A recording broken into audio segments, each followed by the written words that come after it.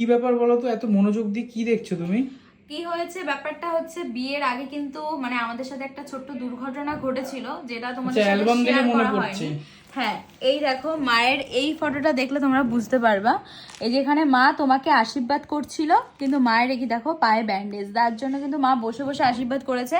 মানে প্রচন্ড একটা খারাপ মানে সময় আমরা ফেস করেছি, যেটা এই দেখো এখানে জল সইতে যাওয়ার সময় কিন্তু মাকে টোটোতে করে যেতে হয়েছে, যার জন্য দিদি বৌদি সবাই মানে সাহায্য করেছে। কিছু করার নেই, কারণ মা যেহেতু পায়ে এত বড় একটা প্রবলেম হয়ে গেছিল।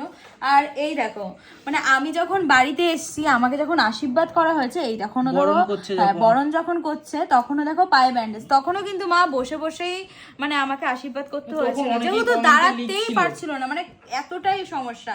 এমনকি আমার রিসেপশনের দিন যে আমরা একটা ভালো করে ফটো তুলবো, সেটাও তোলা হয়নি, তার জন্য দেখো এরকম একটা ফটো রয়েছে স্মৃতি হিসাবে। যাই হোক, মানে পরিস্থিতি হুট করে একটু খারাপ হয়ে গেছিল।